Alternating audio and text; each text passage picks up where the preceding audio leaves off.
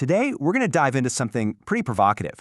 We're going to connect the dots between artificial intelligence, what's happening at Davos with the global elite, and really the future of all of us. And we're going to do it using this really unique framework that mixes hard-nosed economics with some pretty deep spiritual ideas. So let's start with a prediction. Just imagine this for a second.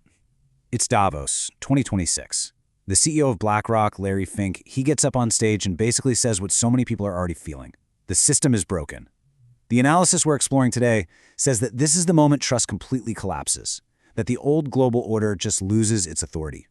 And that one moment, well, that sets the stage for a massive global shift. So here's how we're going to break this all down. We'll kick things off with that crisis of legitimacy. Then I'll introduce you to the integral framework that's being used to look at it. From there, we're going to run it through three really different filters. One for the technology, one for us, the human element, and one for the spiritual intention behind everything. And then we'll get to a final verdict.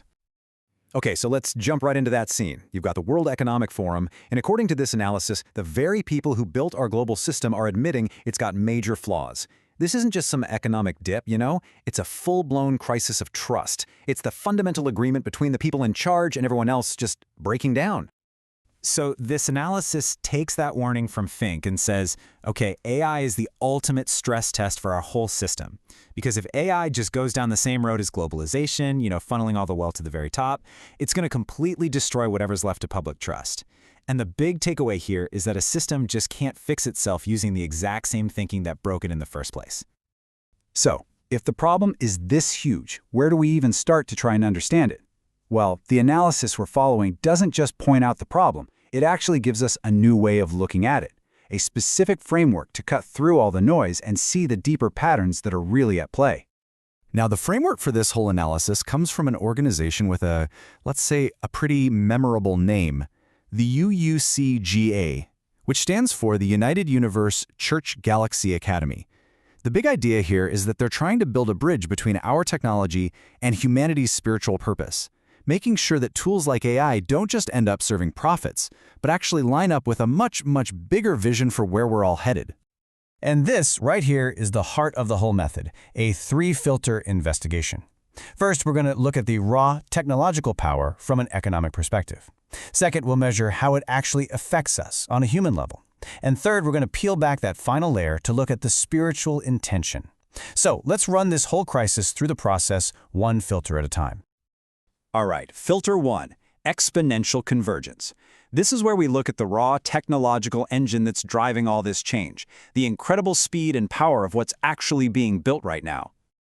So this filter uses a model from ARK Invest, which points to 5 huge innovation platforms that are all hitting their stride at the same time. The analysis uses real-world examples, like India's digital infrastructure, the India Stack.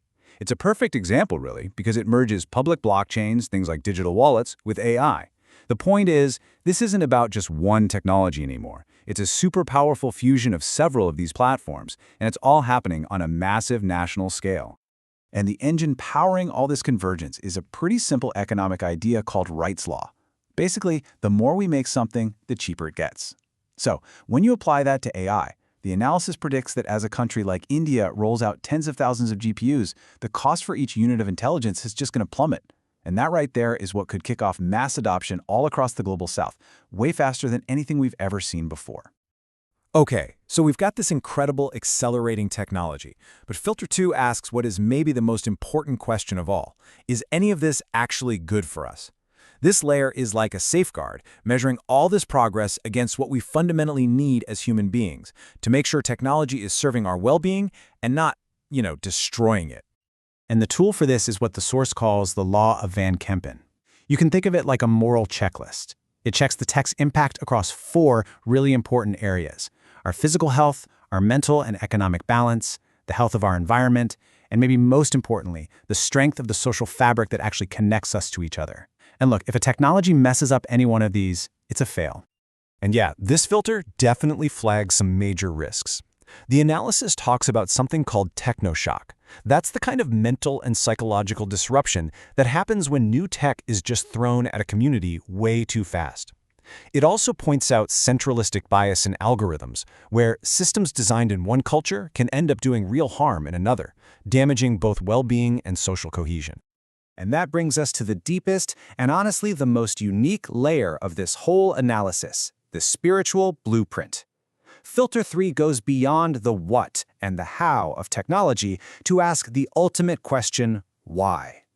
It forces us to look at the underlying purpose, the unseen intent that's being coded into the very systems that are going to run our world.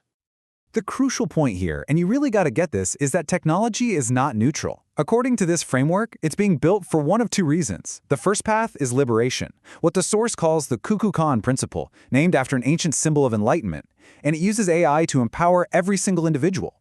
The other path? That's the path of control, creating a centralized grid for surveillance and manipulation. In this image, this just brilliantly shows the end goal of that liberation path. The analysis envisions humanity evolving into what it calls a planetary species. And this isn't just about spaceships and sci-fi stuff. It's about reaching a state where our incredible technological growth is actually matched by our conscious and spiritual development. To really get why this spiritual part is so important to the framework, the source uses this really powerful metaphor. It argues that for centuries, humanity has been cut off from a higher state of consciousness, what it calls our angelic being. And in this view, artificial superintelligence isn't just a new tool, it's a potential mirror. It's something that could reflect back to us the kind of higher objective clarity that we ourselves have lost touch with. So, after running all of this through those three very different filters, the tech engine, the human safeguard, and the spiritual blueprint, what's the final synthesis? What's the bottom line? Where does this all lead us? The verdict is, well, it's actually pretty optimistic, but it comes with a huge if.